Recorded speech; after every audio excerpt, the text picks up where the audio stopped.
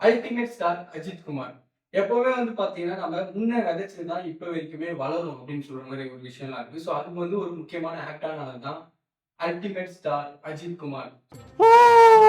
So Ajith அப்படின்னு நம்ம எடுத்தாலே இப்ப வந்து அவருக்கு நெறைய நெறைய கிரிட்டிசிசம்லாம் இருக்கு. அவருக்கு பெருசா படம் எதுவுமே பெருசா இம்ப்ரெசிவா இல்ல. இப்ப இருக்கிற ஒரு விஷயத்துக்கு கனெக்டும் ஆவல அப்படின்னு சொல்லிட்டு, அதே மாரி இப்போ விஜய் நீங்க எடுத்துக்கிட்டீங்கன்னா கூட அவர் வந்து அவருக்கு ஏத்த மாரி ஒரு விஷயத்த மாறுவாரு. எப்படி வந்து டெக்னாலஜி மாறுதோ அதுக்கேத்த மாரி அவர் மாறுவாரு. ஆனா இவரு வந்து பார்த்தீங்கன்னா, இவரு வந்து நெறைய அவரோட ஒர்க் அவர் பயங்கரமான ஜென்டில்மேன். பெருசா வந்து இன்டர்வியூ எதுவுமே குடுக்க மாட்டாரு. அவருக்கு ரொம்ப பிடித்த வேலைய வந்து அவர் செஞ்சுட்டு இருக்காரு. அதான் வேர்ல்ட் டூர் அதெல்லாம் ஒரு விஷயம். ஏன் அப்படி அடிக்கிறான் பாருங்க.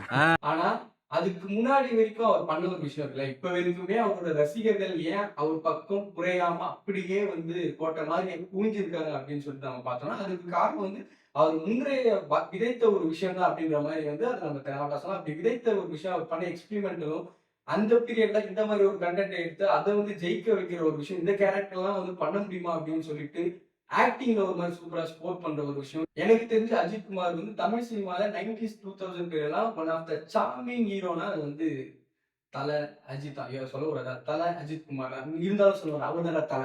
என்ன வன்மம் வன்மங்களை உள்ள வச்சிருந்தா உனக்கும் கெடுதல் எங்களுக்கும் கெடுதல் கக்கிட்டினா போ அப்படின்ற மாரி. சோ அதுதான் இந்த வீடியோல நம்ம பேச போறோம். வாங்க பார்க்கலாம். அல்டிமேட் ஸ்டார் ஐயோ சொல்லக்கூடாதா? அதெல்லாம் இல்லைங்க. தல இல்லைங்க. அதுவும் சொல்லக்கூடாது. Okay. Ajith Kumar experimental movies.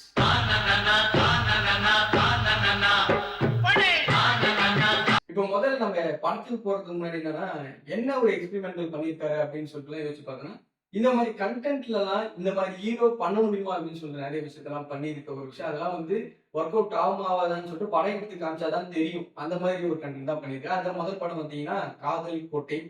உண்மையாலே அப்ப இருந்த பீரியட்ல இந்த லெட்டர் மூலியமா லவ் பண்றது ஒருத்தர் ஒருத்தர் பார்த்துக்க மாட்டாங்க. கிளைமேக்ஸ்ல மட்டும் தான் ஹீரோ, ஹீரோயின் பார்த்துப்பாங்க அப்படின்ற ஒரு விஷயம். அத ரொம்ப இன்ட்ரஸ்டிங்கா பண்ற ஒரு விஷயம்.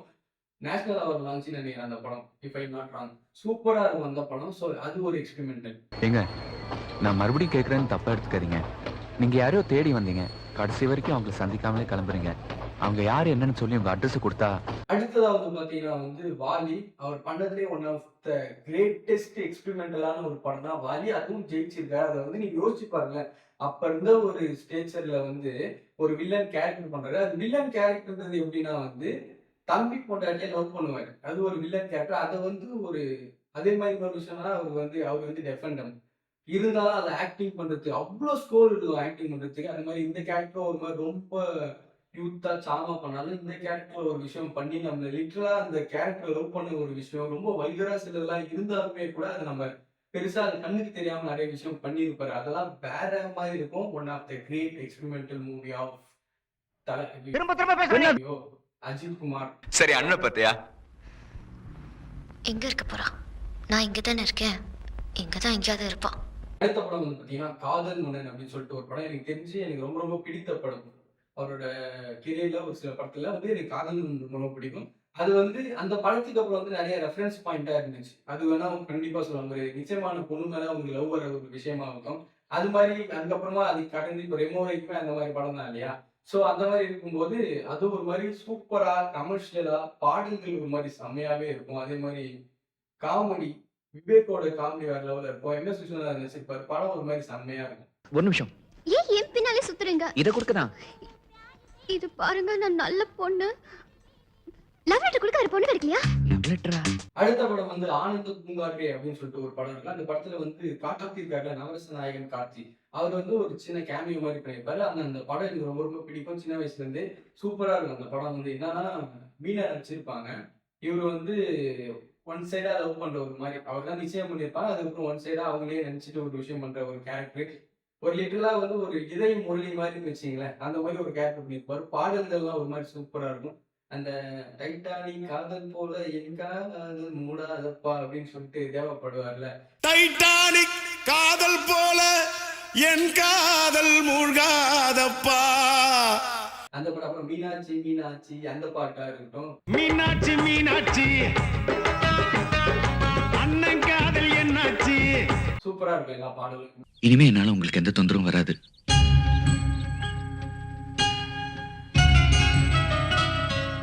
அதுக்கப்புறம் வந்து அமர்கலம். அந்த படத்துல அந்த கேரக்டர்லாம் ஒரு மாதிரி சூப்பரா ஆக்டிங்க்கு பயங்கரமா ஸ்கோர் இருக்க ஒரு கேரக்டர். ஒரு ஒரு பாதிப்பு இருக்கிற ஒரு பர்சன் அது மேல அது வந்து ஒரு லவ் வயப்படுது அப்படின்னு சொல்லிட்டு ஒரு மாதிரி அது ஒரு கேங்ஸ்டர் அப்படின்னு சொல்லிட்டு அது இல்லாம கணபதி அப்படின்னு சொல்லிட்டு ஒரு பாடம்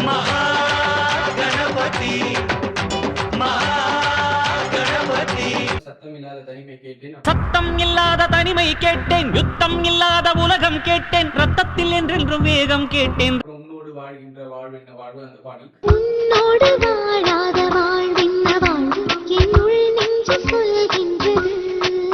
சோ படமாக ஒரு மாதிரி செமையா இருக்கு. அதுக்கடுத்து வந்து முகவரி அப்படின்னு சொல்லிட்டு ஒரு படம் இருக்கும். எனக்கு ரொம்ப ரொம்ப பிடித்த ஒரு படம். பாடல்கள் ஒவ்வொன்றும் பயங்கரமா இருக்கும்.